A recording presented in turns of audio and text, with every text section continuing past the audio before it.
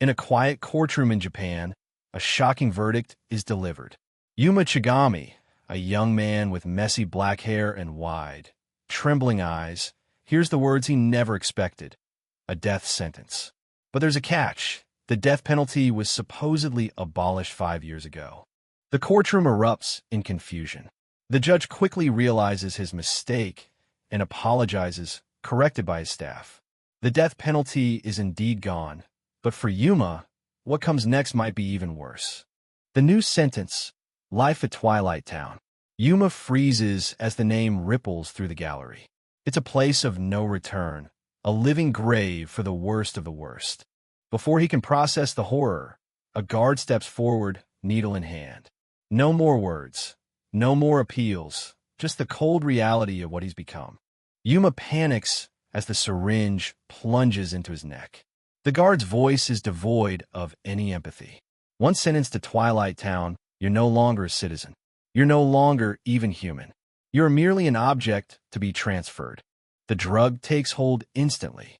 As Yuma collapses onto the floor, the murmurs from the crowd grow louder.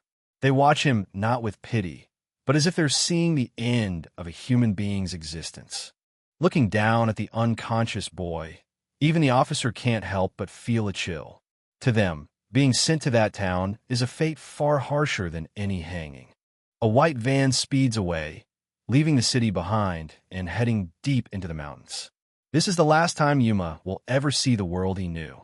Memories of a warmer life flicker through his fading consciousness. A romantic dinner, a ring, and the smiling face of a girl named Keed. But those dreams are shattered as the van pulls into the grim, high-walled facility of Twilight Town. Through the haze, a final, desperate command echoes in his mind. Yuma, you have to live. It's the voice of someone he loved, pleading for him to survive the hell he's about to enter. Yuma wakes up in a cold, stone cell, his head throbbing. He feels a strange collar around his neck and looks around in a daze. What is this? Where am I? He sits up and stares through the heavy iron bars. Outside isn't a prison yard, but what looks like a deserted city street. Silence hangs heavy in the air. Suddenly, a screen on the wall flickers to life. A woman named Kano, with a sinister smile and a black lace veil over one eye, greets him. Her cheerful tone is completely at odds with the bars surrounding him. Yuma scrambles toward the screen, demanding answers. But Kano simply smiles, telling him it's time to learn the rules of his new home, Twilight Town. Introducing herself as the manager of this nightmare, Kano's gaze is predatory. To her, Yuma isn't a prisoner. He's a participant in a twisted new reality. Yuma's hand goes back to his neck. He can feel the cold metal of the collar, a device that marks him as a permanent resident of this lawless zone. Kano explains the history. After the death penalty was abolished, prisons overflowed. Sentences became longer, harsher, and eventually the government ran out of space. Their solution was this town. She shows him a map of Twilight Town, an extraterritorial special zone, a place where the laws of Japan simply do not exist. The rules are simple and terrifying. Once you enter, you can never leave. Inside these 50-meter walls, murder and other crimes are perfectly legal. Kano laughs, encouraging him to die and reduce the population on his own. Yuma is horrified. A town where anything goes. But Kano isn't done. Even in a lawless hell, there are a few absolute rules he must follow. Rule 1. Do not damage the walls or facilities. Rule 2. Do not try to leave or remove that collar. If you do, the jagged metal spikes inside will instantly pierce your neck, executing you on the spot. And now, for his starting equipment. Behind him, 4 silver briefcases appear, labeled A through D. He's told to choose one weapon and step outside to face the town. Yuma's heart hammers against his ribs. Weapons? Kumba? He doesn't understand why this is happening. Kano casually mentions that they'd prefer the population to decrease, saving on taxes, after all. Kano's eye glimmers with a sadistic light as she shares her twisted philosophy. Those who have killed should be killed themselves. Yuma can only whisper a truth that means nothing in this lawless place. He's innocent. But innocence won't save him from the nightmare that's just beginning. With a chillingly polite goodbye, the screen cuts to black, and a heavy grinding of metal fills the room. As the cage bars slowly lift, Yuma is left with his first life-or-death decision. He must pick a box, grab a weapon, and step out into the hell that's waiting for him. Trapped behind cold iron bars, Yuma is a mess of sweat and terror. He can't wrap his head around how he ended up in this nightmare, especially when he knows he's innocent. But he doesn't have time to grieve. He has to make his first move and choose one of the boxes, A, B, or C. Yuma overthinks the choice, recalling how people usually pick the middle option to feel safe. Boxes B and C seem like the easy choices, but in a place like this, he figures the typical logic might be a trap. To keep his peace of mind, he decides to avoid the second-best options. "I'll take the big one," Yuma shouts, grabbing box A. But as soon as he lifts it, his heart sinks. It's incredibly light, almost as if it's empty. He immediately fears he's made a terrible mistake. Clutching the surprisingly light box, Yuma walks away with a heavy heart. He curses his impulsive decision, wishing he had checked the weight of the boxes before committing to one. What kind of weapon could possibly be this light? Despair washes over him again. Why did his life turn out this way? He was sentenced to death for a crime he didn't commit, only to be thrown into Twilight Town. It's a place shrouded in mystery and fear, where no one ever returns from. Yuma's eyes reflect the absolute hopelessness of his situation. He's been shoved into a town that serves as a one-way trip for death row inmates, a place they can never leave until the day they die. Twilight Town stretches out before him, a sprawling, high-walled urban nightmare. It's a massive ghetto designed to keep the world's most dangerous criminals contained, isolated from the rest of society forever. The scale of the town is overwhelming, with inmates thrown in like common trash into a dumpster. Amidst the grim landscape, Yuma hears a soft, haunting voice in his memory. It's keyed, telling him that he has to live no matter what. Putting on his jacket, Yuma tries to steel himself, though his eyes remain hollow. He's haunted by the thought that, whether he lives or dies in this hellhole, he might never see Keed again. The uncertainty of survival weighs heavier on him than the box he's carrying. He finally builds up the courage to open box A. His eyes widen in surprise as the latch clicks open. He's desperate for anything that can help him survive the next few minutes. Inside the box, Yuma finds a sharp combat knife and a small, mysterious card with a number 1 printed on it. It's not much, but it's a start. His gaze lingers on the blade, knowing it's now his only lifeline. A memory of Keed flickers through his mind. She's smiling, talking about how a knife is the single most important thing to bring if you're ever stranded on a deserted island. Her words, once light-hearted, now feel like a dark omen. He thinks back to a happier day, sitting in a restaurant with Keed. The contrast between that warm, sunlit room and the cold, gray walls of Twilight Town is enough to make him want to scream. It feels like a lifetime ago. Returning to the harsh present, Yuma examines the card. He can understand the knife, but he has absolutely no clue what this card is for or why it was included in his starting gear. Is it a tool, a ticket, or something else entirely? His train of thought is violently interrupted. From high above, a figure plummets through the air, their descent a blur of motion against the building walls. Yuma can only watch in shock as the inmate falls. The sound of the impact is sickening. The person slams into the concrete with a bone-shattering thud right in front of Yuma. Dust and debris kick up as the body comes to a rest, leaving him paralyzed with fear. A person fell down. Was it a jump?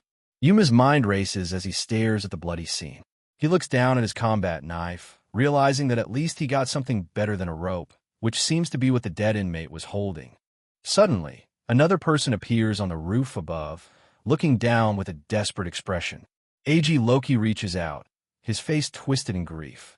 Yuma tenses up, wondering if this newcomer is a threat or a potential ally in this lawless land. Yuma thinks about running. He needs to get away, but his curiosity and fear keep him rooted to the spot. He watches as Loki scrambles down, his eyes never leaving the lifeless body on the ground. He reminds himself of the hard truth. Everyone he meets in this town is a criminal, a death row inmate like himself. There's no room for trust, only survival. And yet, he can't help but look back at the tragedy unfolding. Yuma stands a few paces away as Loki approaches the body. The alleyway is silent except for the distant sounds of the town. He's desperate to know who this person is and what just happened. Loki breaks down completely, his face streaming with tears.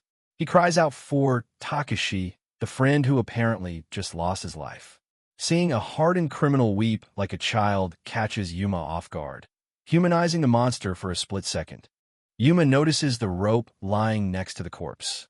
It seems Takashi was incredibly unlucky with his starting equipment, receiving only a length of rope. In a world of knives and killers, he stood no chance, and his desperation likely led to his fall. In a world where trust is a liability, Yuma Chigami cautiously shares his name. The weeping man introduces himself as Eiji Loki, a convicted robber and murderer with 47 years left on his sentence. Despite his brutal record, Loki's grief seems genuine as he pleads with Yuma to help him dispose of the body. Pointing toward a distant facility, Loki explains the town's twisted logic. Bodies must be processed instantly to prevent disease. It's a grisly initiation for Yuma, but Loki's insistence makes it clear that in this place, even death is just another chore to be managed. Trapped in a situation he never asked for, Yuma Chigami is a mess of sweat and nerves. He doesn't want to touch a corpse, but he's lost and knows absolutely nothing about Twilight Town.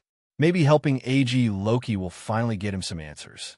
Loki's eyes go cold as he pulls out a brutal-looking machete. "I guess I have no choice but to cut him up," he says, ready to dismember his friend's body for easy transport. Yuma panics at the sight of the blade, shouting for him to stop. "Wait, I'll help." Loki is still weeping for his friend, but he manages to offer a small thank you to Yuma. Yuma looks intensely uncomfortable, his face scrunched up as the reality of what he's about to do sinks in. Internally, Yuma is fighting a battle with his own prejudice. He feels guilty for judging Loki by his appearance and criminal past, realizing that even in a place like this, there might be people who truly repent for what they've done. High above in her observation deck, Kano casually sips from mug. She watches the two men bond over the grisly task on her monitors, looking more amused than anything else by their struggle. The surveillance room is a wall of screens, all focused on the young newcomer. Kano's voice rings out with a chilling tone, reminding him that in this town, death is always just a heartbeat away. "You might die, Yuma Chigami." Yuma and Loki each take a side of the cold, stiff corpse. They begin the slow, grim march through the deserted streets, the weight of the dead man serving as a constant reminder of where they are. Avo. As they struggle with the weight, Yuma admits that this is the first time he's ever touched a dead body.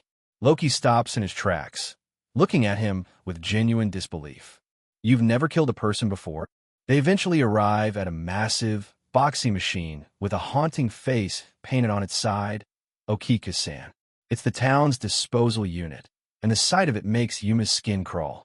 Yuma can only gag as he realizes he's truly an innocent man among monsters. Loki places the body on the conveyor belt, his expression turning grim. He looks Yuma in the eye and delivers a hard truth. In this town, the only way to survive is by taking the lives of others. Yuma's heart hammers against his ribs. He realizes that normally, people don't have experience killing, but in Twilight Town, he is the minority. He's surrounded by people who have already crossed that line. The conveyor belt groans to life as Ukigumo begins to process the delivery. A screen flashes with the weight, 62 kilograms. Loki bows his head in thanks, but Yuma can only stare in horror as the machine does its work. A close-up shows the mechanical mouth of Ukigumo swallowing the remains. Blood splatters against the metal as the body is processed into nothing more than data on a screen. The sound of the machine haunts Yuma. He looks down, tears of frustration and horror welling up in his eyes. "Why do we have to kill?" he whispers to himself. Loki leads Yuma to another machine called Chef. He points to the screen, showing Yuma a balance of 159 kilograms. Yuma is confused, wondering what the weight has to do with anything. Hello, Loki. Loki explains that this isn't just a machine. It's a shop where you buy everything from food to weapons. Yuma's eyes widen as he starts to understand the sick economy of this town. Could it be? Loki spells it out for him with a chilling nonchalance. In Twilight Town, the weight of the people you kill is the currency. You trade human flesh for the tools of survival. The digital menu is a grim shopping list. A bento costs 2 kilograms, while a simple bottle of water goes for 1 kilogram. Every meal requires someone else's death to pay for it. As a reward for helping him with the body, Loki tosses Yuma a bottle of water. Yuma catches it, his hands trembling. He can't believe such a cruel rule is the law of the land. Why such a rule? Loki reminds Yuma of Kano's initial explanation. The goal is to make inmates kill each other to reduce the population. To the government, the taxes spent on maintaining them were just a waste. It's kill or be killed. Yuma looks at the figures of the other inmates, dangerous, hardened villains. He feels utterly powerless. He doesn't think he has the strength or the will to kill any of them. I don't feel like I can do it. Loki scrolls down to the bottom of the list, showing Yuma the ultimate prize, a Ukigumo lifetime pass for a staggering 10,000 kilograms. It's the goal that everyone in town is aiming for. Following Loki's gaze, Yuma looks toward a massive, futuristic pyramid rising from the heart of the town. Ukigumo is over there, Loki explains. It's an annex of Twilight Town. Loki paints a picture of Ukigumo as a literal paradise.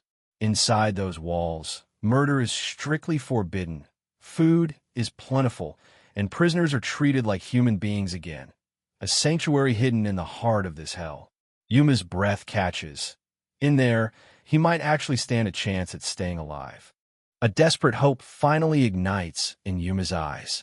If he can just reach that sanctuary, maybe he can survive long enough to prove his innocence. Suddenly, he remembers the strange card from his starting gear. Ah, he exclaims, reaching into his pocket to pull it out. Yuma Chigami shows the mysterious card to AG Loki, hoping for an explanation. Loki's eyes nearly pop out of his head as he realizes what it is, a one-day pass to Ukigumo. To a prisoner in this hell, it's like hitting the ultimate jackpot. Yuma can't believe his luck. Finally, something is going right. Feeling a sense of camaraderie, Yuma admits that besides the pass, his only other starting gear was a simple combat knife. He thinks he's found a friend in Loki, unaware of the predatory look that just flickered across the other man's face as he stares at the card. Loki suddenly snatches the card away, his morning act completely forgotten. A chilling, sinister smile replaces his tears. Yuma is stunned, desperately asking for it back, but Loki just laughs, mentioning that this piece of plastic is worth a staggering 100 kilograms of meat. It's worth more than your life. Loki sneers, the facade finally dropped.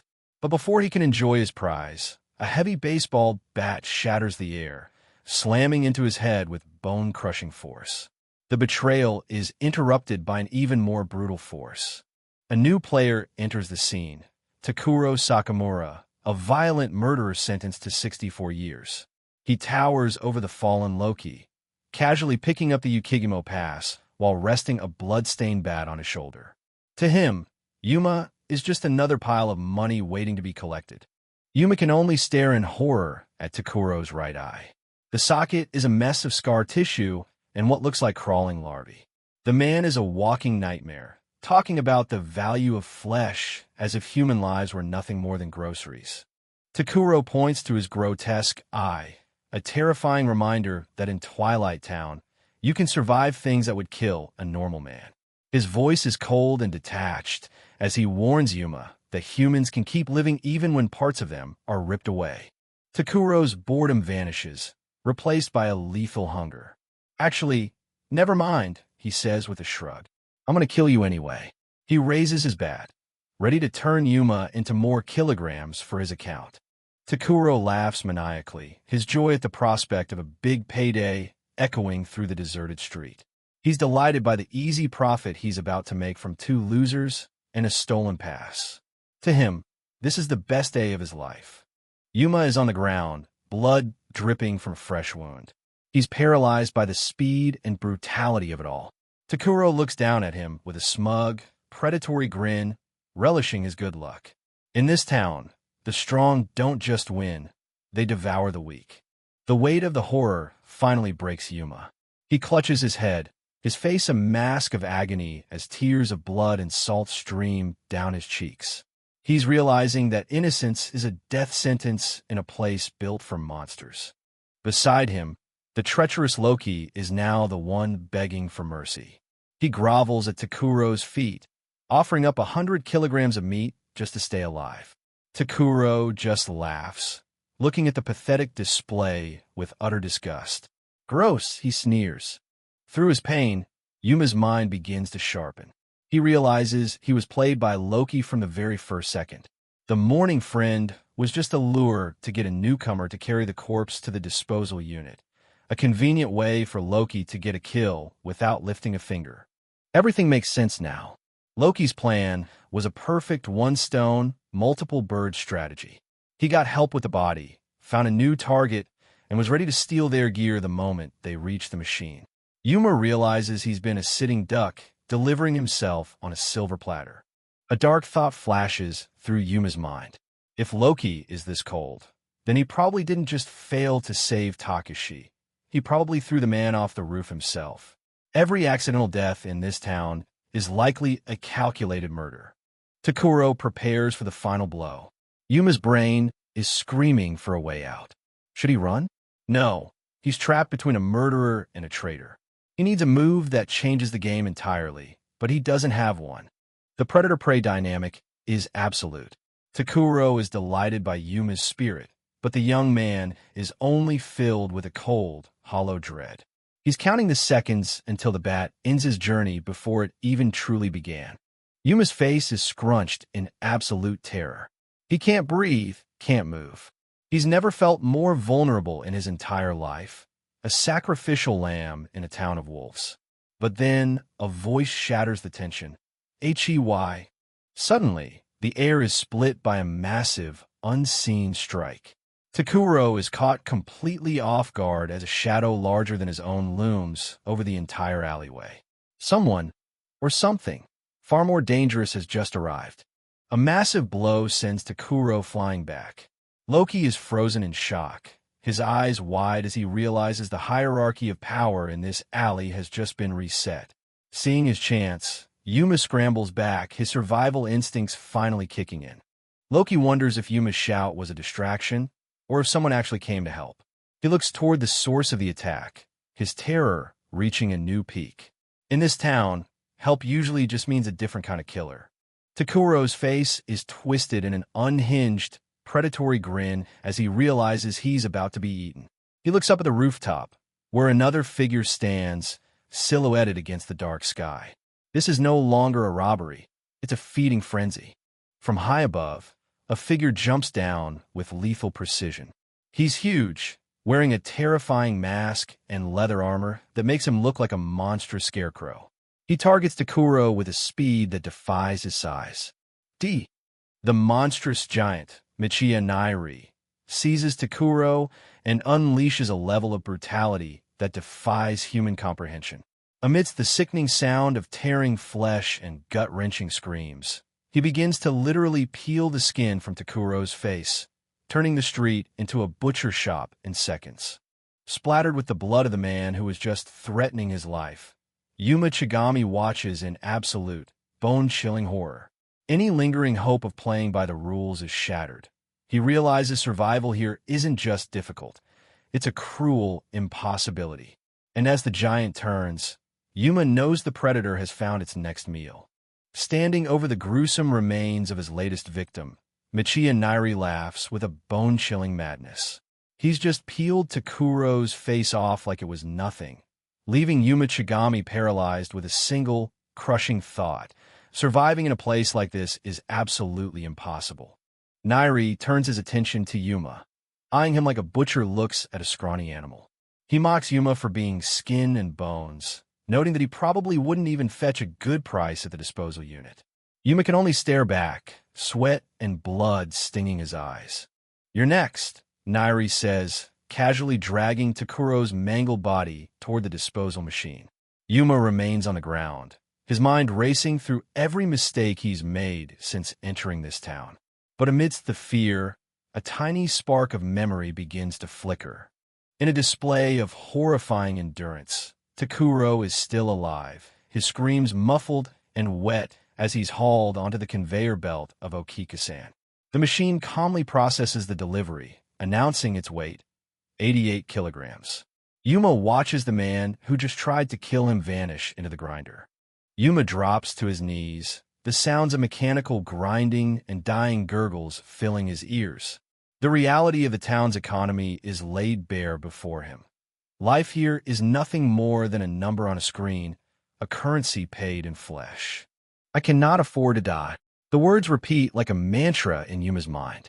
He remembers the face of someone he left behind, the one person who makes his survival mean something. He can't let his journey end in an alleyway like common trash. Memories of Keed haunt him. He sees her lying in a sterile hospital bed, a victim of the very crime he was blamed for. She saved him once, and if he dies here, all her pain and sacrifice will have been for absolutely nothing. Yuma's expression hardens, his eyes narrowing as he forces back the panic.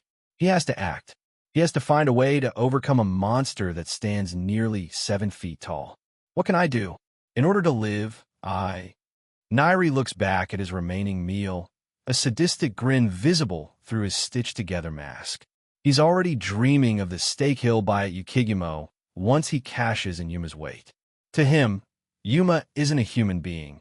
He's just a 50-kilogram ticket to paradise. But the butcher's prey is gone. In the time it took Nyrie to savor his victory, Yuma has bolted. The giant stands alone in the alley, momentarily stunned by the sudden disappearance of the cowardly newcomer. He ran.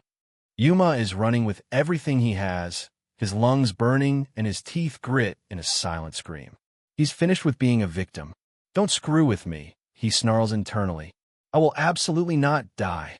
He thinks back to the life he worked so hard to build. He studied, he followed the rules, he did everything he was supposed to just to have a normal future. All of it was shattered by a false accusation, but he won't let his story end as a tragic mess. Present-day Yuma is a far cry from the student he once was. His face is a mask of blood and sweat, but his eyes carry a focus he never knew he possessed. He's searching for a specific spot, a specific tool that he saw earlier. He finds it, the rope that belonged to the first inmate he saw die. "Thank goodness it's still there," he gasps. It's a humble piece of equipment, but in Yuma's hands, it's about to become a lethal weapon. Nyrie strolls down the street, completely unbothered. He thinks running is a meaningless gesture in a town surrounded by 50-meter walls. To him, Yuma is just an idiot playing a game he can't win. Oh well, this is just the right way to kill time.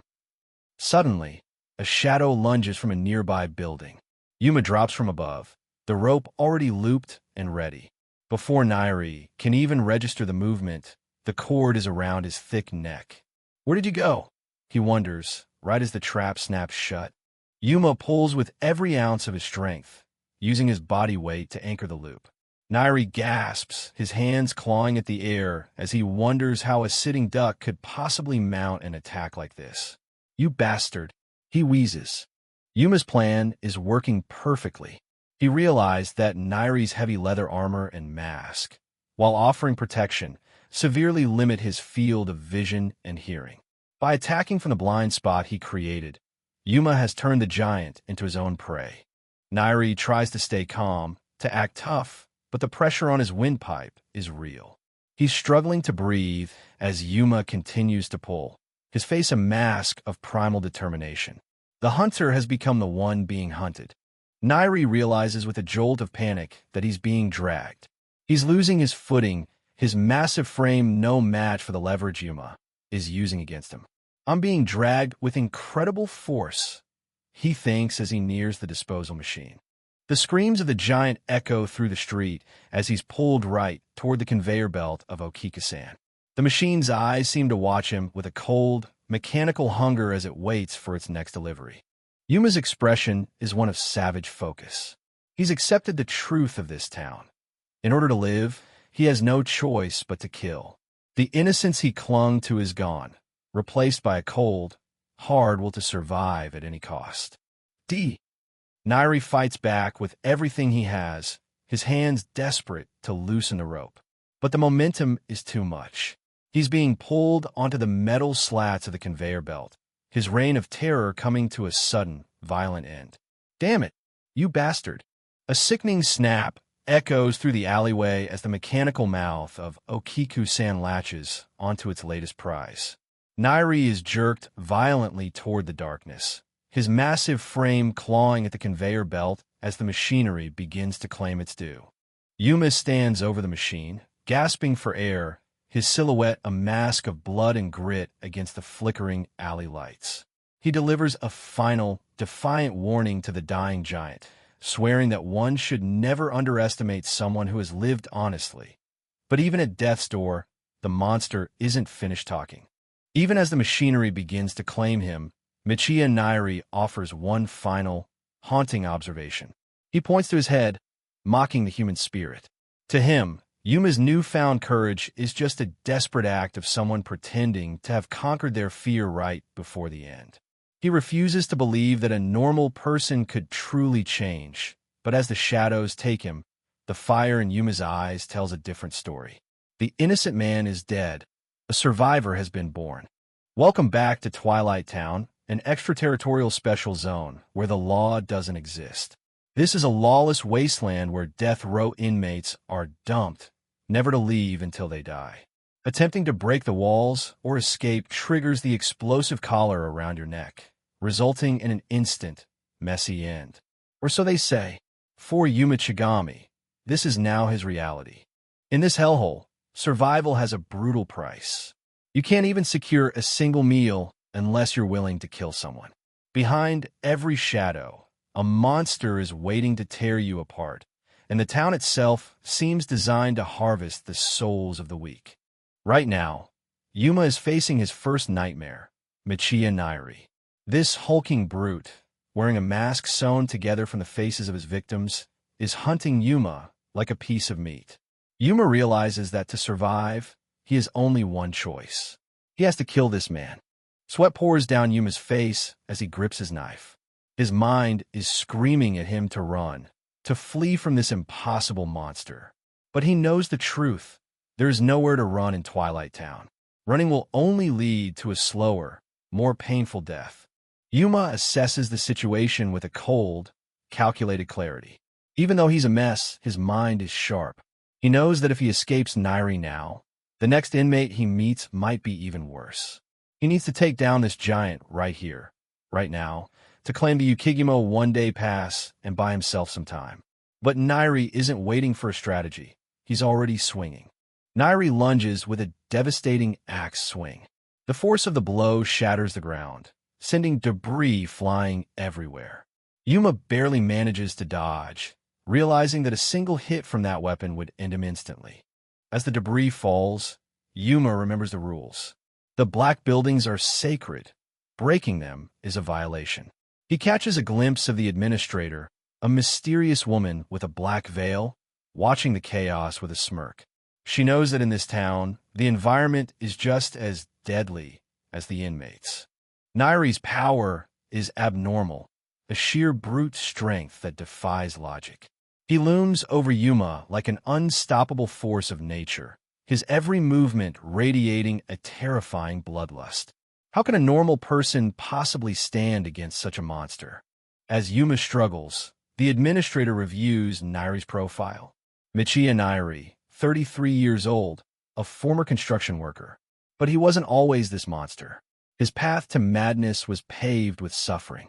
Nyrie suffered horrific abuse from his parents since childhood. He endured 39 bone fractures, severe burns, and infectious diseases that brought him to the brink of death time and time again. The trauma didn't break him. It forged something far more dangerous. At age 11, he began a twisted training for revenge. By age 18, He carried it out with terrifying precision. He crushed his parents' bones in the exact same 39 places he had once been fractured, including their femurs, using nothing but his bare hands. He proved that even the strongest human bones were nothing against his sheer will. In Twilight Town, he is known as the Parent Breaker. The administrator notes that for any living creature, the most important thing for survival is strength. And in terms of individual power, Nyrie is nearly the strongest in the entire town. But she's curious about Yuma, the boy she calls Route B. Human history is a saga of overturning brute strength with technology and tools. The administrator stares at Yuma's profile, wondering if he can prove that his ability is enough to survive against a force like Nyrie. If you are Route B, she whispers, then show me your power. Back on the streets, Yuma is still fleeing for his life. In the distance, another inmate is watching the hunt with amusement. This is Hibana, a blond man with a relaxed smirk who seems completely unfazed by the carnage unfolding before him. Hibana finds the situation interesting. He wonders if Yuma is just another regular death row inmate or something more. He watches Nyrie's mindless pursuit and decides to have a little fun of his own. Then, I'll give you a little hint, Hibana says, tossing an empty can into the air with a casual flick of his wrist. It's a small gesture, but in a psychological battle, a small nudge can change everything. The can hits the ground with a loud clang. The sudden noise echoes through the alleyway, causing Nyrie to twitch. His eyes, restricted by the mask, dart toward the sound. Yuma catches the moment of distraction he's been waiting for. Nyrie reflexively swings his massive axe at the can, crushing it flat against the ground. The brute is acting on pure instinct, but his instinct is exactly what Yuma plans to exploit. I see. Yuma thinks, his eyes wide as he finally understands Nyrie's fatal flaw. The realization hits Yuma like a bolt of lightning. Nyrie isn't just reacting, he's overreacting. His limited vision and hearing make him hypersensitive to any stimulus from behind or the sides. He swings reflexively at whatever he can't clearly see. Yuma begins his countermaneuver, cognitive guidance. By using his clothes and shoes as decoys, he can manipulate Nyrie's perception. He prepares to lure the giant into attacking the one thing that will trigger the town's most lethal defense, the infrastructure itself. Standing tall amidst the rain and blood, Yuma's expression has changed. The fear is gone, replaced by the cold focus of a master tactician. He isn't the prey anymore. He's the one setting the trap. He's about to turn Nyrie's own strength into his executioner. While Yuma executes his plan, the administrator dives deeper into his records. Yuma Chigami, 23 years old, charged with arson and murder. A student who seemed ordinary, but whose alleged crimes were anything but.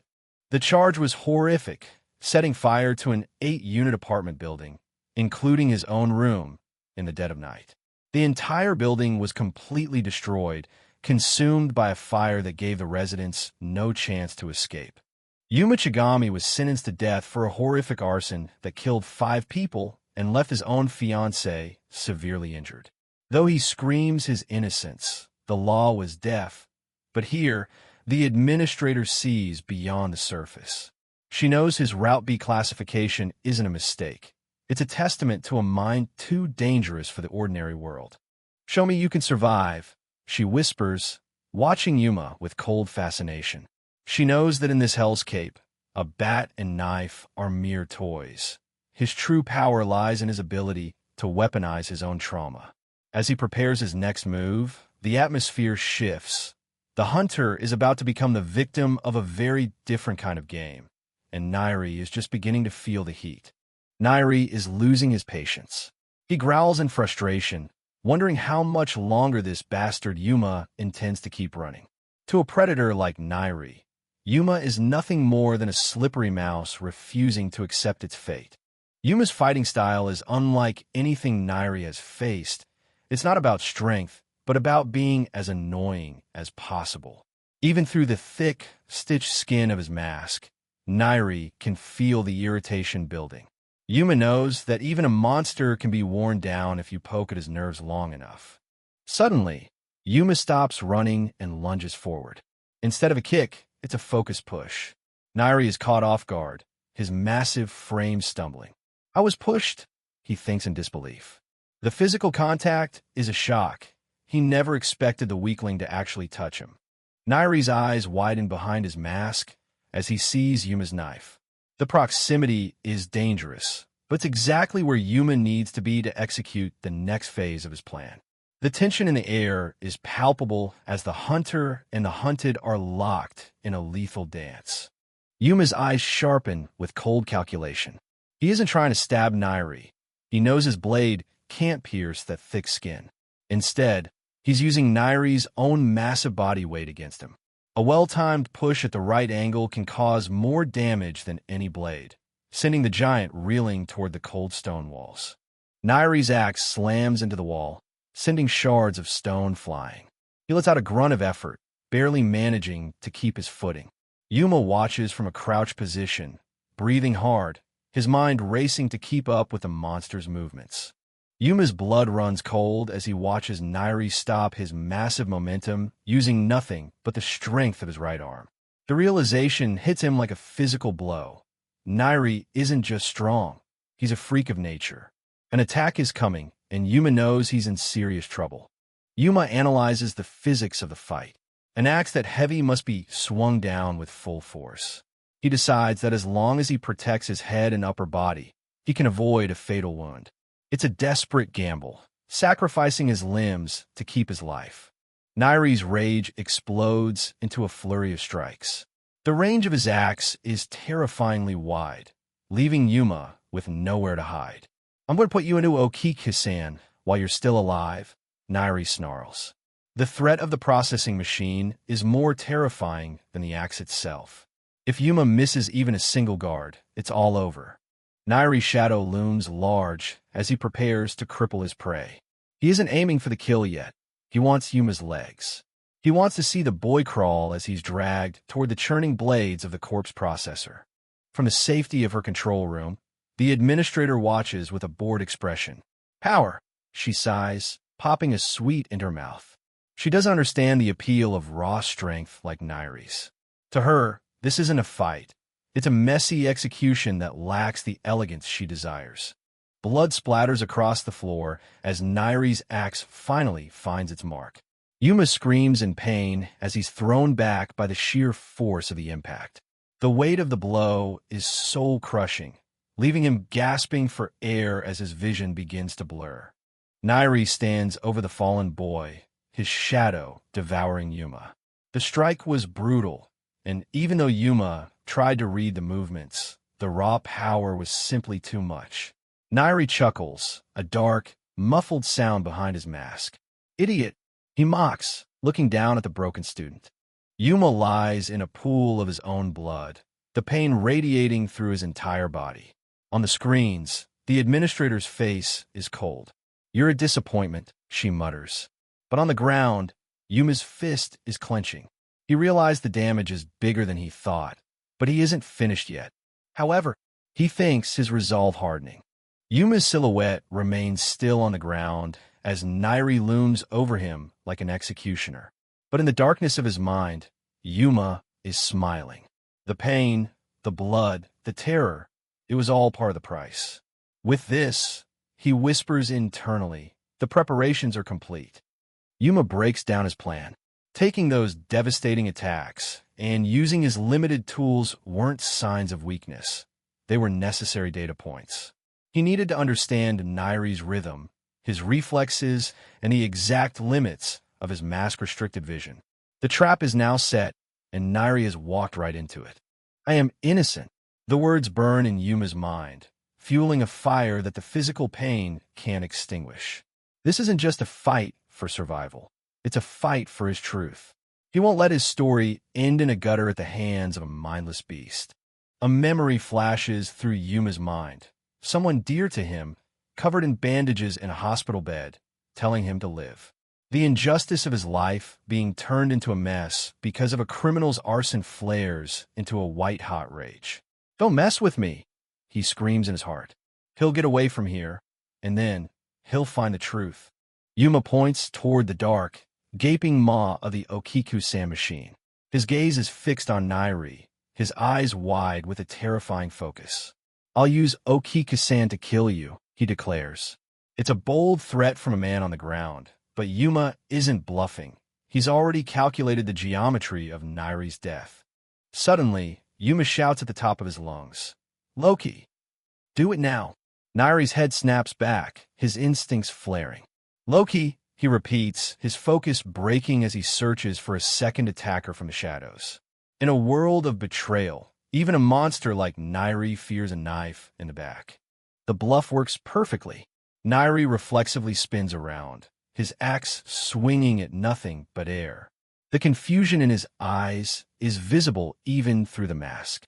Behind him, Yuma is already on his feet, sprinting toward the alleyway with every ounce of strength he has left. Nyrie realizes he's been tricked. "An ally behind me," he roars, his pride stung. He watches Yuma run, his mind struggling to process how a weakling could be so bold. Even though he's on the verge of death, he lies and bluffs. Nyrie thinks, his contempt for Yuma turning into a dangerous curiosity. Yuma sprints down the deserted alleyway, his silhouette disappearing between the bleak buildings of Twilight Town.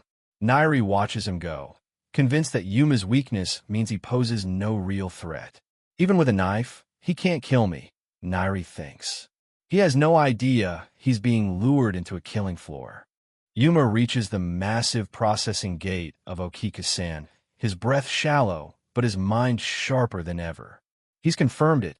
Nyrie's reaction to his rear is abnormal, a fatal flaw in a town of hunters. On the control screens, the administrator's smile widens in dark anticipation.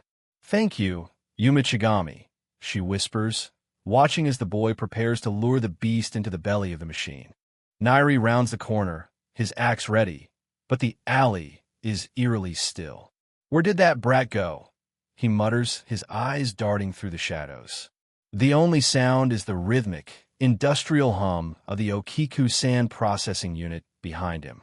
Yuma has seemingly vanished into thin air, leaving Nyrie alone with an unsettling silence that feels far too heavy. Nyrie stares at the ground, bewildered. "Shoes," he mutters. He finds Yuma's sneakers sitting abandoned in the middle of the street, but the boy is nowhere to be seen. The hum of the Ukigumo machine behind him grows louder, adding to the unsettling atmosphere. Is the prey really hiding nearby, or has he vanished into the shadows? Yuma's eyes are cold and focused. He isn't running out of fear anymore. He's moving with a lethal purpose. He's prepared to die if it means taking a monster down with him. This is no longer a student trying to escape. It's a man pushed to his absolute limit, ready to sacrifice everything for a single chance at victory. In her high-tech monitoring room, the administrator leans forward, her eyes wide with sudden interest. She watches the screens as Yuma executes his final maneuver. "What are you doing there?" she whispers. The boredom she felt moments ago has been replaced by a growing fascination with this Route B prisoner. The administrator's expression shifts to one of grim anticipation. "Do you still have a plan?" she wonders aloud. She has seen countless inmates die in these streets, but Yuma's actions are erratic, tactical, and utterly desperate. She can feel the climax of the game approaching, and she doesn't want to miss a single second. Nyrie realizes the sneakers aren't moving at all. No, wait a minute. He thinks his paranoia is spiking. He envisions Yuma circling around the massive black structure of the Ukigumo, intending to launch a surprise attack from his blind spot. The hunter is beginning to feel like the one being hunted, and the uncertainty is making him reckless. Nyrie scans the area, his mind racing. Was the noise of the machine used to hide Yuma's footsteps? Yuma, meanwhile, is weighing the heavy cost of his next move.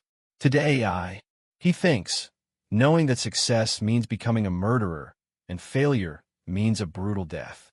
It's no longer about the law.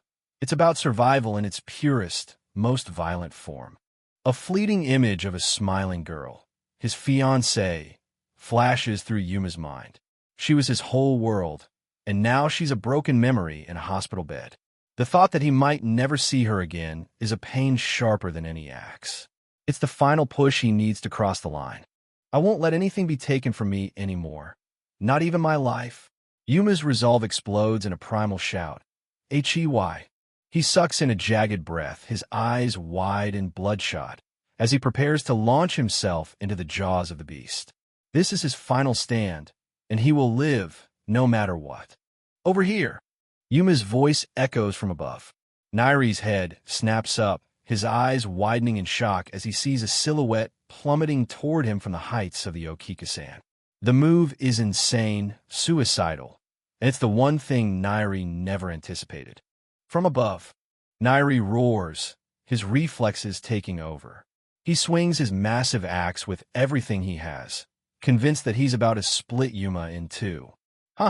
Too bad for you, he laughs, the bloodlust clouding his judgment as he commits to the strike. But the shadow he's attacking isn't what it seems. The impact is deafening. Shards of stone and metal fly through the air as the force of Nyrie's swing connects. The sheer violence of the moment creates a chaotic explosion of debris, obscuring the truth of what just happened. Nyrie thinks he's won, but the ground beneath him is already shifting. Nyrie's eyes bulge in terror as he realizes he struck nothing but air and the structure itself. Yuma's voice, cold and mocking, cuts through the din. I knew you'd try to catch me off guard. The giant tries to pull back, but the momentum of his own strength is now his greatest enemy. Wait, he gasps, realizing too late that he's fallen into a perfectly executed trap. Yuma watches from above as Nyrie's axe slams into the sacred black wall of the Ukigumo. The structure cracks, a direct violation of the town's strictest laws. Yuma used his jacket as a decoy, letting Nyrie's own power destroy the very infrastructure he was supposed to avoid. The trap is sprung, and the town is about to respond. The mechanical voice of the system echoes through the street. Violation confirmed. Nyrie looks down at his glowing collar, his face draining of color. He understands the rules better than anyone. Destroying the black facilities is a death sentence. Yuma stands behind him, half-clothed and covered in blood, watching as the system takes over the execution. The administrator explains the mechanism of the town's law. Destruction of black facilities is strictly prohibited to ensure the town's operation. When a violation is confirmed, the spike collar around the prisoner's neck doesn't just explode, it executes. Nyrie has become a liability to the system, and the system is designed to be efficient. The administrator's eyes shine with delight as she breaks down Yuma's triple trap. First, he used his bat to climb onto the Ukigumo. Second, he took off his shoes to mask his location. And third, he used his clothes as a decoy, luring Nyrie into striking the black wall. It was a masterclass in tactical manipulation, turning a monster's strength into his own downfall. The breakdown continues. Cognitive guidance. Yuma maximized the surprise of an attack from above by making Nyrie fixate on his front and back. Then positional guidance. By taking hits and intentionally appearing weak, Yuma lured Nyrie into the perfect position near the Ukigumo. Every move was a calculation, every drop of blood a part of the bait. Finally, doubt guidance. By deceiving Nyrie multiple times, Yuma planted a seed of doubt that made the giant hesitate just long enough. The thought that there's no telling what Ukigumo will do kept Nyrie off balance, preventing him from seeing the simple reality of the trap until it was too late. Yuma stands before his defeated foe, a figure of terrifying intellect. Every action taken was a trap. Yuma's face is a mask of exhaustion and grim satisfaction. He didn't win because he was stronger, but because he was smarter. Nyrie's terrified gaze meets Yuma's, realizing that the weakling he hunted was actually the most dangerous person he'd ever met. The monster is finally facing his end. Yuma's ability transcends simple physical strength. He is a god of tactics, a guide to the afterlife like the ancient god Hermes. He has orchestrated a symphony of death, leading his opponent down a path where every step led closer to the grave. This is the power of Route B, the power of a mind that can rewrite the rules of survival. A death-sending divine play. Yuma stands tall as Nyrie's body begins to collapse under the pressure of the collar spikes. The atmosphere is heavy with the scent of blood and ozone. Yuma looks like a cold-blooded executioner, a man who has traded a piece of his soul for the right to keep living. The giant is falling, and a new legend is being born in the streets of Twilight Town. Blood splatters into the air as the collar finishes its work. Nyrie's massive frame is tossed aside like a broken doll. His reign of terror ended in a single, messy instant. The silence that follows is deafening, broken only by the sound of Yuma's ragged breathing. The monster is dead, and the town has claimed another soul. The reality of what he's done hits Yuma with the force of a tidal wave. "I killed him," he whispers, tears streaming down his face. No matter how bad of a person he was, I killed a human. The weight of the kill is crushing, a burden that his student's heart wasn't prepared to carry. The victory tastes like ash in his mouth. Yuma's body finally rebels against the trauma of his first kill, and he collapses to his knees, retching. In the lawless hell of Twilight Town, he's realized that human life is the only currency, yet the cost to his soul feels unbearable. Suddenly, a casual, almost cheerful voice cuts through his misery. "Hey, curly hair." Yuma looks up, startled, as a new figure looms in the darkness, watching him with a gaze that is both predatory and strangely amused. Hibana walks casually toward the broken boy, his striped haori fluttering in the damp air. He looks down at Yuma with a nonchalant smirk, his eyes sharp with a cold, terrifying intelligence. "I helped you out, so how about you return the favor?" he says, his tone friendly, but his presence radiating a hidden danger. Yuma scrambles back, his heart hammering against his ribs. He's just escaped a mindless monster, only to find himself in the sights of someone far more unpredictable. Hibana flashes a wide, carefree grin. "I threw the can for you, didn't I?" He laughs, revealing that the small distraction Yuma used was actually his doing. Yuma is paralyzed with confusion, staring at this stranger who talks about favors in a place like Twilight Town. A profile appears for Hibana. Charge, robbery and murder, sentence, 69 years. This isn't just a passerby. He's a heavy hitter who's been here a long time. Hibana leans in close, his voice dropping to a conspiratorial whisper. "There might be a way to get out of Twilight Town," he says. The words are like a siren's song to Yuma, who has been told since his arrival that escape is impossible. Hibana watches the boy's reaction, gauging whether he has the spark needed for what comes next. This guy's making contact. In her control room, the administrator's eyes light up with predatory glee. She pops another candy into her mouth, leaning closer to the monitors. This is going to get interesting. She knows Hibana's reputation, and seeing him approach the newcomer is a development she didn't fully expect. The game just evolved. Hibana reaches out and touches Yuma's face, his gaze suddenly piercing. "Route B," he murmurs, using the same classification the administrator used. "Won't you help me?" Yuma feels a chill run down his spine. This man reeks of danger, far more subtle and lethal than the brute force of Nyrie. Hibana is a predator who understands the mind. A bird's-eye view shows the grim reality of the street. Nyrie's headless body lies in a pool of blood next to his massive axe, a testament to Yuma's victory. Hibana and Yuma crouch together, two small figures in a vast, uncaring city. "There might be a way to get out of Twilight Town," the caption repeats, emphasizing the impossible hope Hibana is dangling before the protagonist. The two exchange names. "I'm Hibana. Just call me Hibana," the blonde man says with a smile that doesn't reach his eyes. Yuma introduces himself, but his mind is racing. A way out of this town? It sounds like a trap, but in a world of certain death, even a trap is a chance. "The administrator is watching us, so be careful how you move your mouth," Hibana warns, aware of the invisible eyes above. "Nice to meet you, Yuma." Hibana's friendly demeanor is jarringly out of place. Yuma looks at him, trying to decipher his goal. Is he an ally, or just another monster looking for a plaything? Before he can decide, the sound of approaching footsteps breaks the tension. Something or someone is coming. AG Loki, the thug who betrayed Yuma in the first chapter, suddenly appears with a jagged machete. He sees Nyrie's corpse, and his eyes light up with greed. Ponytail samurai, he sneers at Hibana. Let's cut him up together and split the loot. He has no idea who he's talking to, or the lethal mistake he just made by interrupting. Loki continues his taunts, oblivious to the danger.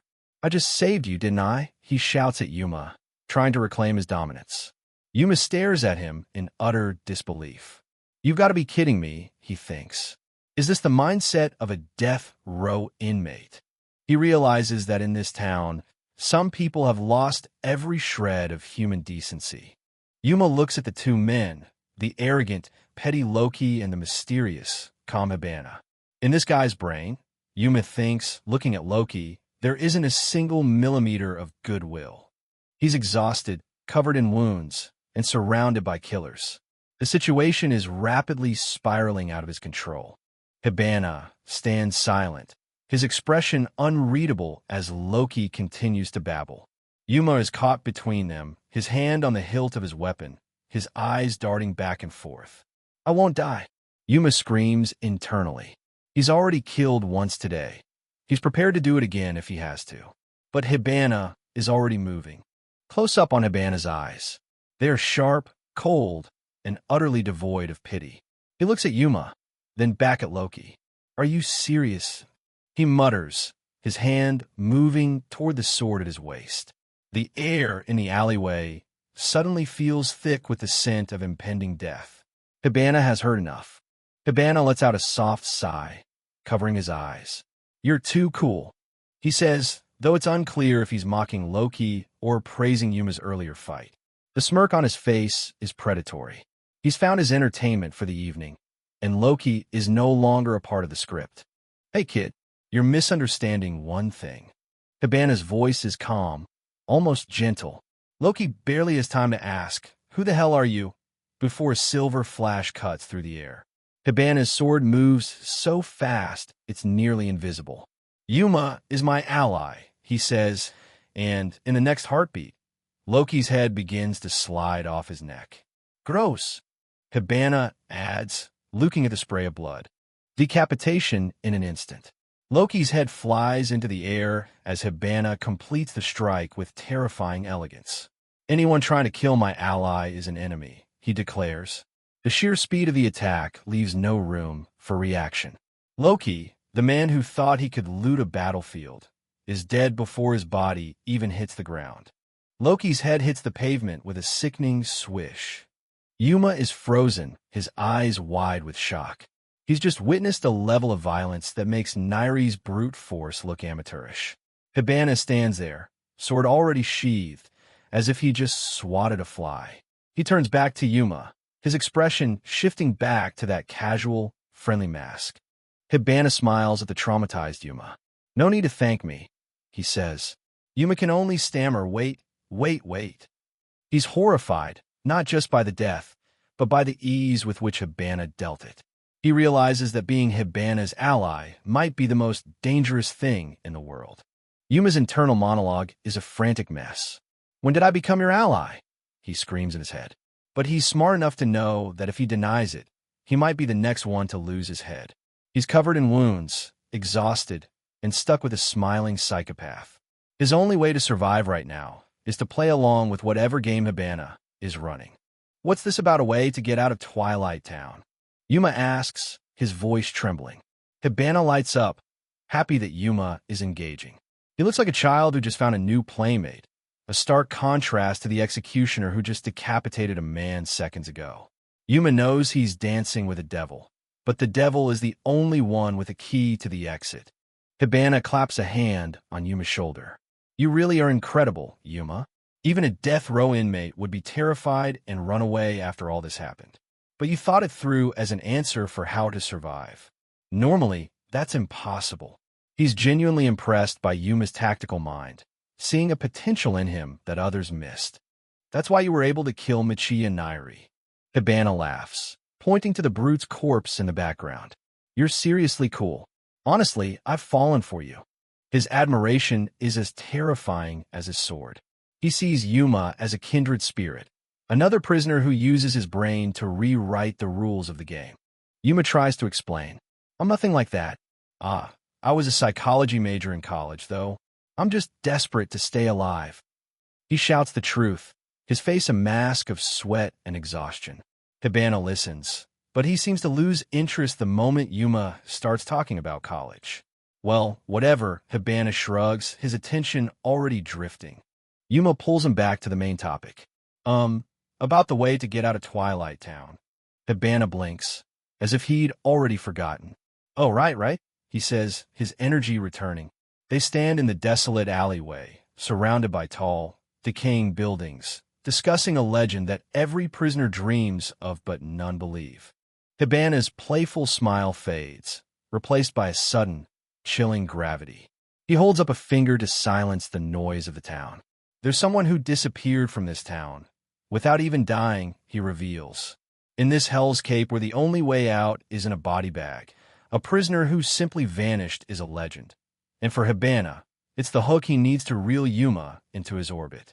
Yuma's analytical mind immediately looks for the hole in the story. Didn't they just die in a corner you didn't know about? He asks, his skepticism acting as a shield. Hibana's eyes fix on the distance, his voice steady and haunting. No, that's not it. It's clear this isn't just a rumor to him. And as he prepares to reveal his personal connection to the vanished prisoner, Yuma realizes he's being pulled into a mystery far deeper than his own survival. Hibana's smile turns slightly nostalgic. The one who disappeared was an ally I was with every day, he explains. This isn't just a rumor to him, it's personal. The mystery of the missing prisoner is the only thing keeping him interested in this hellish town, and he's convinced that Yuma's route B perspective is the final piece of the puzzle. Yuma listens intently, his analytical mind already at work. If they had allies, they wouldn't act alone in this town, he reasons. It would be strange for them to vanish without anyone knowing. He looks at Hibana, searching for a lie, but the blonde man just stares back with those cold, piercing eyes. Did you notice anything else? Hibana asks, eager to see how Yuma processes the data. Yuma cuts straight to the chase. Do you have an idea of the place where that ally disappeared? Hibana's face lights up with genuine delight. Perfect, he whispers, his eyes wide. As expected of the talent that killed Nyrie. He's increasingly convinced that Yuma isn't just a survivor, but a partner who can see the world as clearly as he does. Hibana points to a heavy metal door marked K5. They disappeared from solitary cell K5, he says. My room is right next door, so I know if anyone came or went. The implication is clear. The prisoner didn't walk out of the front door. Yuma looks at the cell, his mind racing. Wasn't the key sold out? He asks, remembering the town's inventory system. Yes, Hibana confirms. The mystery deepens. In other words, someone has that key, so I want to find them and take it, Hibana explains, his tone casual as if he's talking about a lost toy. Yuma stares at him, wondering why he's being dragged into this dangerous quest. Why are you making me help? He asks. Hibana's expression becomes serious. There are two reasons, he says, and Yuma knows he isn't going to like either of them. One, you probably don't realize it, but Michiya Nyrie was a very strong and troublesome existence in this town, Hibana says, pointing at the massive corpse in the background. He laughs, calling Yuma a mysterious rookie who pulled off the impossible. By killing Nyrie, Yuma has unknowingly declared himself a major player, and in Twilight Town, players attract attention, both good and bad. Hibana continues, his tone almost prayerful. Right now, almost everyone is terrified of the mysterious newcomer, Yuma, so you can move around relatively safely and freely. He then adds with a chilling smile, by the way, I wouldn't mind if you were the one to kill me. Yuma is speechless. This man's insanity runs deeper than he ever imagined. Hibana isn't looking for a friend. He's looking for someone who can match his lethality. Wait, Yuma says, stopping Hibana from walking away. We should search Nyrie's belongings before processing him. He crouches over the massive body, his hands trembling as he reaches into the pockets of the dead giant. Hibana watches from a distance, curious to see what the rookie finds. In this town, even the dead have something to offer. A key? Yuma pulls out a heavy iron key and a small card. Hibana leans in, identifying the items with practiced ease. The one in the right hand is the key to the solitary cell where Nyrie lived. The one in the left is a one-day pass for Ukigumo. These are the spoils of war, the tangible rewards for surviving a life-or-death struggle. Yuma holds them tightly, the weight of his actions finally sinking in. What's the cell number? Hibana asks, his hope visible for the first time. It would be a miracle if it were K5.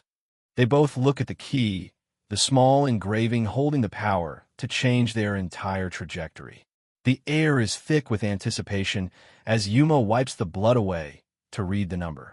It's F5, Yuma mutters. What a shame. Hibana sighs, his disappointment palpable. The miracle didn't happen. He turns toward the shadows, his mood shifting back to cold practicality. Well then, shall we dispose of these guys? He asks, looking at the bodies of Nyrie and Loki. Yuma looks down at his blood-stained hands and can only whisper, "Ugh." The grim reality of his situation is becoming his new normal. Yuma struggles to drag Nyrie's massive corpse toward the Ukigumo machine. Every inch of movement is a struggle against the weight of his own trauma. Why now of all times? He gasps, his vision swimming with tears and exhaustion. The creepy face of the corpse processor looms over him, waiting for its next meal. This is the final indignity of death in Twilight Town, becoming nothing more than fodder for the city's machines. Nyrie's headless body lies on the conveyor belt, surrounded by his discarded weapons. Heavy, Yuma thinks, watching as the machinery begins to pull the corpse inside. The sheer physical weight of the man is a haunting reminder of the strength Yuma had to overcome. He stands there, alone in the middle of the street, watching his first kill disappear into the belly of the beast. Yuma stares at Nyrie's discarded mask, the empty eyes reflecting his own horror. Which means, I killed this guy. The truth is inescapable. No matter how much he tells himself it was self-defense, he has taken a life. He looks into the dark maw of the machine and realizes the terrifying fragility of his own existence. Twilight Town consumes everyone eventually. It means I might die like this too. The thought paralyzes Yuma. He envisions himself on that same conveyor belt, his identity reduced to a mask and his life reduced to a weight on a scale. He reaches out a trembling hand, as if trying to reclaim some shred of humanity from the giant he just destroyed. But the machine doesn't care about humanity, it only cares about processing.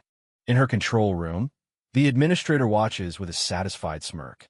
"Thank you very much, Mr. Yuma Chigami," she says, her voice smooth and devoid of empathy. "You're not a monster or anything." She appreciates the efficiency of his work, seeing him as a useful tool for the town's ecosystem. To her, Yuma is just a high-performing asset in a game she's already won. The scale settles. It comes to 152 kilograms. The cold, clinical number is the only epitaph Michiya Nyrie will ever receive. His life, his rage, his childhood trauma, it all boils down to a weight recorded by a machine.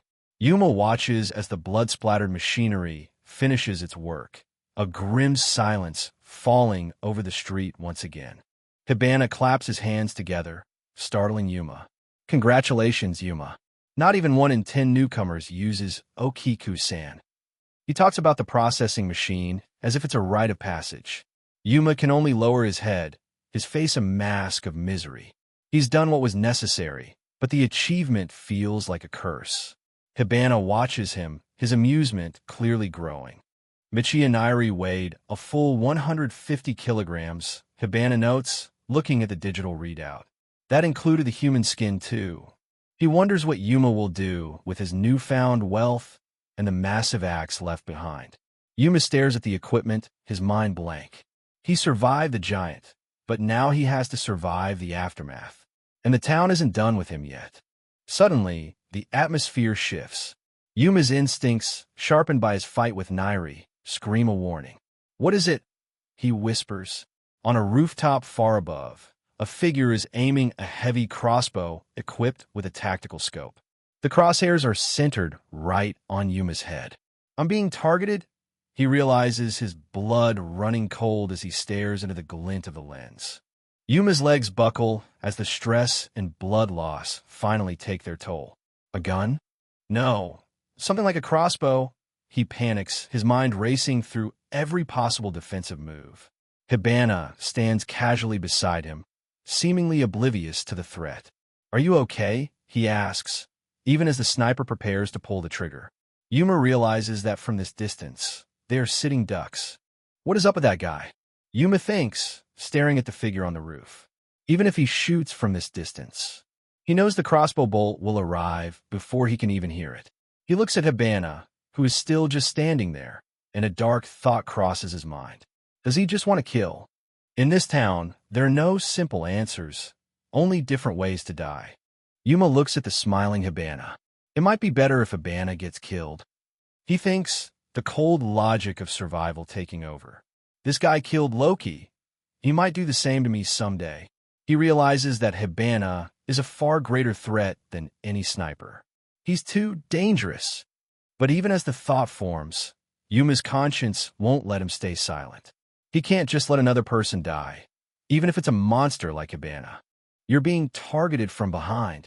Yuma's scream is a raw, desperate thing as he lunges forward, his instinct to save a life overriding his own fear. In that frantic split second, his conscience wins out over his logic. The sniper's finger squeezes, the lethal bolt is loosed, and Hibana's mask of indifference finally cracks as he realizes the prey just risked everything to save him. The bolt whistles past, clattering harmlessly against the cold stone pavement. Hibana stands unscathed, his head tilting with a look of genuine, chilling curiosity as he stares down at the panting Yuma. "Whoa, for real?" he murmurs, his eyes reflecting a new and dangerous fascination. He isn't even looking at the sniper on the rooftop. He's entirely focused on the man who just chose to spare his life. Hibana looks at Yuma, his head tilted in genuine confusion. Why? Why did you tell me?" he asks. "Don't you want me to die?" Yuma's face is a mask of grim determination as he crouches on the ground. "I thought so for a second, but something felt wrong." He mutters, "I'll decide for myself whether I want the person in front of me to die." Even in a town where life is cheap, Yuma refuses to let the environment dictate his soul. On the screens, the administrator pulls up Hibana's profile, her interest peaking.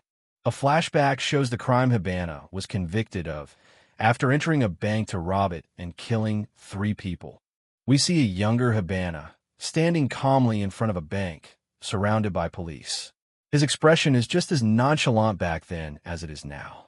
To the world, he is a mass murderer and a thief, a monster destined for the town's deepest cells. Upon stepping outside, he was shot at by the police. The image shows a police officer aiming a revolver with trembling hands. A bullet is fired, frozen in time as it streaks toward Hibana. This was supposed to be the end of his story, a clean execution on the streets, but the town had other plans for a talent like his. Hibana's eyes widen as he turns back to Yuma. "Just as I thought, Yuma. You came here on a false charge," he declares. "Between putting Michiya Nyrie into Okikusan and right now, that soft-heartedness of yours is strange." Yuma is stunned. How did you know Dash?" he starts to ask, his face flushing with the shock of being seen so clearly. To Hibana, Yuma's morality is a glaring clue to his true nature. Another crossbow bolt streaks through the air, aimed directly at Hibana's head. "How did I know?" Hibana repeats, the question almost sounding like a game. The weapon on the roof is a high-tech crossbow with a sniper scope, and the shooter is determined. But Hibana doesn't even bother to duck. He's already seen the trajectory. "Because I'm also here on a false charge." In an explosion of movement, Hibana draws his sword and slices the incoming bolt in half with a single, elegant stroke. Hibana avoided that bullet, the administrator notes, her eyes fixed on the screen. The physics of the feat are impossible. A projectile traveling at nearly 1,000 kilometers per hour, cut down as easily as a falling leaf. This is the true power of the man Yuma just saved. The administrator's screen displays Hibana's classified data. Route B, possessing abnormal dynamic visual acuity. To her, he's a masterpiece. He's the one I want most right now, she whispers, her gaze predatory. Hibana isn't a prisoner. He's a biological anomaly, a weapon that the country wanted hidden away in Twilight Town, where it could be monitored and, perhaps, eventually harvested.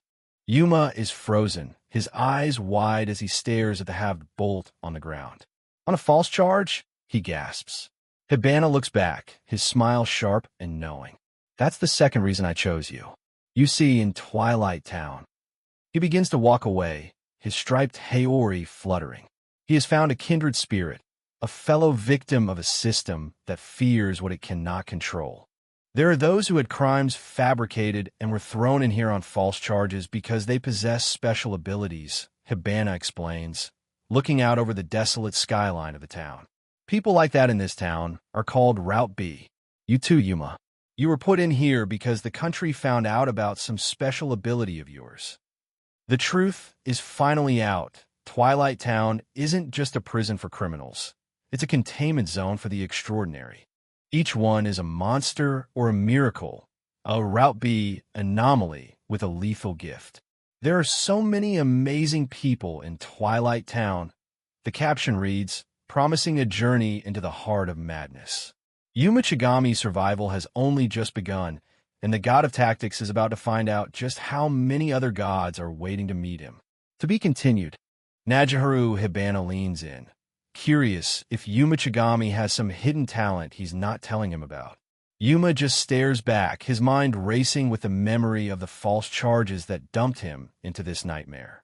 I was just a normal guy, Yuma insists, even as another deadly projectile slices through the air right next to his head. But Najiharu Hibana isn't normal. With a casual flick of his wrist, he catches the flying arrow mid-air, saving Yuma from certain death. Yuma's heart pounds. He realizes the marksman is a pro, but Hibana seems more interested in Yuma's reaction than the threat itself. Looking at the conveyor, Yuma realizes the gravity of their situation. If Hibana hadn't been there, his corpse would be feeding that machine by now. When Yuma praises his skill, Hibana actually blushes, showing a weirdly playful side in the middle of a literal death zone. Yuma's tactical mind begins to whirl. He deduces that the marksman on the roof isn't a lone wolf. There's another specter waiting to finish the job. Like clockwork, another bolt whistles toward them, and once again, Hibana catches it without even looking. In Twilight Town, killing isn't enough. You have to process the body. Yuma realizes they're being hunted like livestock for payday. High on the roof, the sniper remains stationary. Yuma realizes they have no intention of chasing. They're just pinning them down. What ghost are you talking about? Hibana asks, intrigued as Yuma starts mapping out the enemy's strategy in real time. Yuma explains that the sniper is just a setup. There has to be a finisher on the ground to deal the final blow to weaken prey. The trap is set. Yuma concludes they're being pincered, and staying still is just waiting for the inevitable. Then comes the crazy plan. Yuma suggests charging straight ahead instead of retreating. He realizes Hibana's unique skill is their trump card. If the sniper can't hit Hibana, the enemy's calculations are completely blown. Hibana stares at him, truly seeing Yuma for the first time. Yuma, you're a massive talent, he whispers, sensing something dangerous beneath the surface. A twisted smile spreads across Hibana's face. He loves the chaos and the way Yuma sees right through the lies of this town. Yuma checks the sniper's firing interval. We have to move now, he says, his fear pushing him to act rather than freeze. With a shout, they both charge forward, sprinting through the open square as arrows rain down around them. Suddenly, they run right into a new threat, Shino Usaka.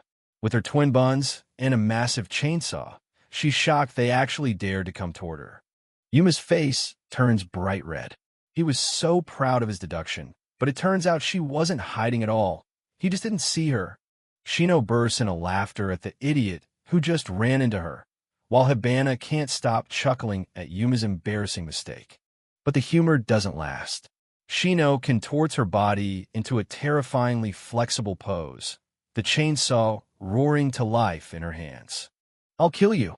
Shino screams, lunging forward with her chainsaw roaring as she closes the distance in a blur of violent motion. The sniper above doesn't let up, but Hibana cleverly uses Shino's aggression as a shield against the incoming arrows. He braces himself, sensing the raw, chaotic energy of her impending strike. Shino Usaka's chainsaw slams into the ground with terrifying force, shattering the pavement. Najihiro Hibana is genuinely impressed by her unbelievable power, realizing she's not just a typical brawler. An arrow from Soda whistles right past Hibana's face while he's locked in combat. Yuma is horrified by the precision, wondering how they can shoot through the tiny gaps in her movements. Yuma's mind is racing, analyzing their insane coordination. They're shooting without hesitation, as if they have a perfectly synced routine or a way to signal each other in the heat of battle. Hibana stands his ground, telling Shino that they are a bad match. He claims he can see every single arrow coming, but the intensity of the situation suggests otherwise. Shino gives Hibana a creepy, stitched-up smile, asking if he hasn't realized yet that he might actually die. Hibana senses there's even more to her threat than just the chainsaw. Suddenly, an arrow from Soda's crossbow flies straight into Shino's own blind spot, piercing her body to get to Hibana. She doesn't even flinch, leaving Hibana completely stunned. "Yuma!" Hibana shouts, as the chaotic exchange of steel and arrows intensifies. Yuma is frozen in shock, unable to comprehend the madness unfolding before him. Yuma realizes with a sinking feeling that their opponents never intended for this to be a clean fight. They're willing to sacrifice their own safety to guarantee a kill. Shino reveals the terrifying truth. She has a body that doesn't feel pain. They fight with the absolute assumption that their own bodies will be pierced to hit their targets. Yuma stares at her in horror, his mind reaching a dark conclusion. Could she be a Route B talent just like him? This changes everything. In a high-tech observation room, the administrator monitors the battle. Shino Usaka's profile is on the screen, detailing her pain paralysis and Route B status. The administrator is thrilled by the three-way battle, frustrated that her senior is late to watch the show. To her, this isn't a fight, it's high-stakes entertainment. Back on the battlefield, Hibana warns Yuma that a body with no pain has its safety mechanisms shut off. Shino is capable of movements that would snap a normal person's bones. Shino contorts her body beyond natural limits, utilizing every single muscle to unleash a swing that defies human anatomy. She is a living weapon with no restraints. Malleus Maleficarum. Shino's massive chainsaw strike shatters the very ground beneath them. Hibana struggles to stay upright as more arrows pierce through Shino to reach him. Hibana is at his limit. "Sorry, Yuma. Fending these off is taking everything I've got." He desperately needs Yuma to find a breakthrough before they both fall. Yuma is gripped by fear. He knows that if Hibana gives up on being allies, he'll die instantly. He realizes he can't just be protected anymore. He has to contribute. Internal panic sets in as Yuma feels like he can't move from this spot. But with Hibana acting as his only shield, he has to force himself to find an opening to win. Suddenly, a realization hits Yuma.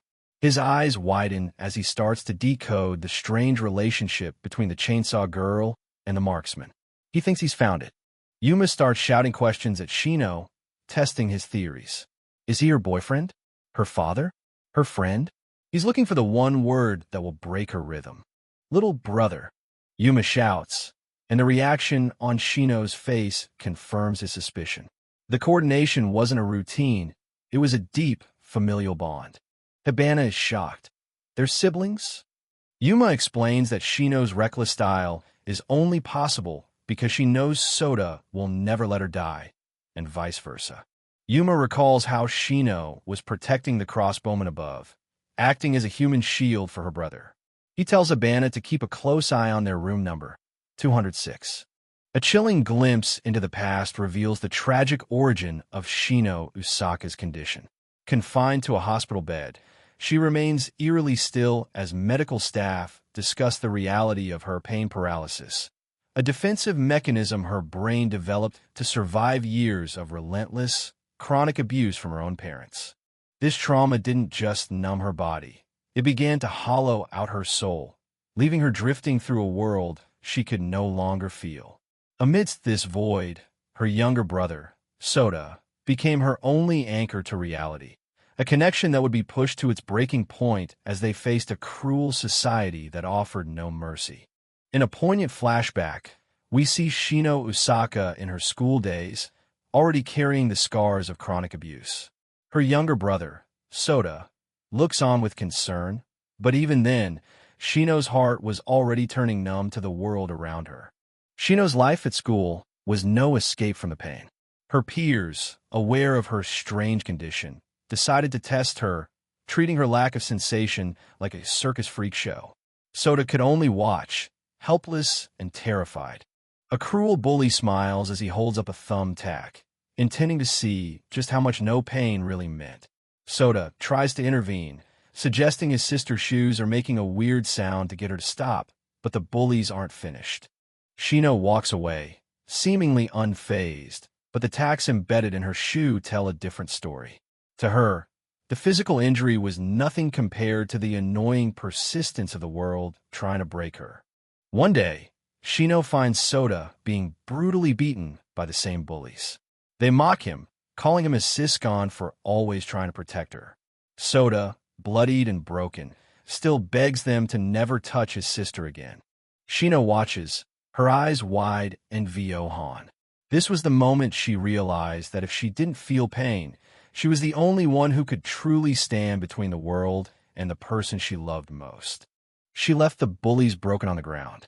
Sota, barely conscious, tries to apologize, but Shino just repeats her mantra. She doesn't want him dragged into her darkness. But they were already bound by blood and suffering. The reason it looks like you're in pain is because it is painful, she thinks, looking at her own bloodied hand. She had become a shield that could no longer feel the blows it was taking. Back in the present, Shino tries to mock Yuma Chigami's deduction.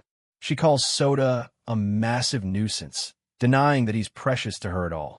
But her aggressive posture suggests she's hiding a deep-seated fear. Yuma doesn't buy it.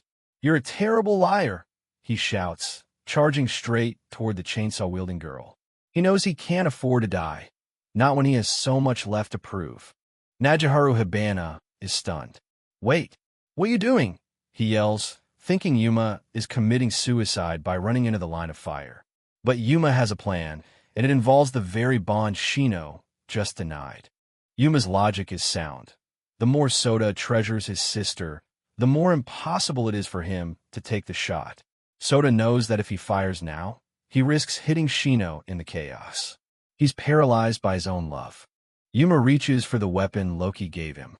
If Sota won't shoot, then the advantage shifts to them. Hibana realizes the gamble Yuma is taking and prepares to support him. "Throw it over here, Yuma," Hibana shouts, engaging Shino once more. If he can get his hands on that weapon, he can fend off the arrows while dealing damage to the chainsaw-wielding sister. But Yuma's face is contorted with a different kind of pain. "I don't want to kill them," he thinks. He sees them not as monsters, but as siblings looking out for each other, just as broken as he is. Memories of Keed flood his mind. Her smile was as light in the darkness, and the promise of seeing her again is the only thing keeping his humanity intact. He refuses to become a murderer. "I have to live." Yuma's determination peaks. He's not just fighting for himself anymore.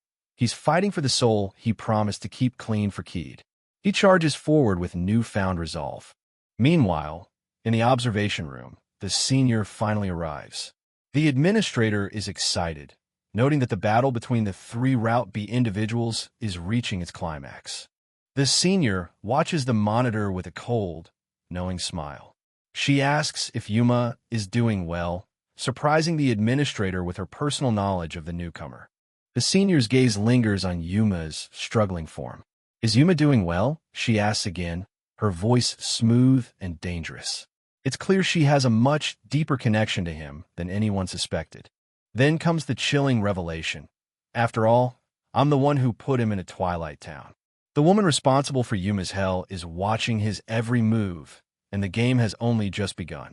In the midst of the chaos, Shino Usaka leans in, her voice low and steady as she gives Sota a final, chilling instruction. She tells him to empty his mind of hesitation and just focus on the target. When she makes her move, he must pull the trigger. As the battle intensifies, a sudden, sharp memory flickers through Shino's mind. She watches the spinning blade of a falling weapon, wondering why these long-buried fragments of her past are resurfacing now, just as her life hangs in the balance. Facing off against Najiharu Hibana, Shino realizes the gravity of her situation. High above the city streets, surrounded by cold concrete, she knows that one wrong move means death, but in her world, death is far from the most terrifying outcome. Her eyes, dark and heavy with trauma, reflect a grim determination. To Shino Usaka, dying is a simple escape. The true nightmare is seeing the one person she loves suffer for her mistakes. The time to end this cycle has finally come. She knows Sota is the kindest soul left in this wretched town. That's why using him as bait, forcing him into this violent hostage situation just to keep herself alive, feels like the ultimate betrayal of his spirit. Even with Sota providing cover fire from the rooftops, Najiharu Hibana proves to be a true monster of a warrior, effortlessly parrying attacks and closing the gap. Shino's survival instincts are screaming, sensing an overwhelming threat they cannot overcome with force alone. The air grows heavy with the presence of Yuma Chigami. He isn't just another prisoner. There's a cold, calculated danger radiating from him that makes even a seasoned killer like Shino hesitate. Her mind screams that this man is the most dangerous variable in the area. Cornered and desperate, Shino prepares for a final, suicidal gamble. She sparks her weapon, intending to take everyone down with her in a blaze of fire. To her, failure is no longer an option, even if the cost is her own life. Najiharu Hibana charges forward with lethal intent, calling out to his ally. He's determined to end Shino's rampage before she can pull the metaphorical pin on her final plan. Sota watches in absolute horror as the battle reaches its boiling point. He sees his sister preparing for the unthinkable, and for a moment, time seems to freeze in his sight. "Don't do it, sister." Sota's voice cracks with desperation, but Shino's mind has already drifted away. As she prepares to die, her life begins to flash before her eyes, a long, brutal record of pain and survival. She remembers a childhood defined by the sound of heavy footsteps and the sting of blows. Her parents were monsters who beat her every day, forcing her to steal just to satisfy their habits. Back then, she almost hated Sota for always hiding behind her, making her the primary target for their rage. School offered no sanctuary either.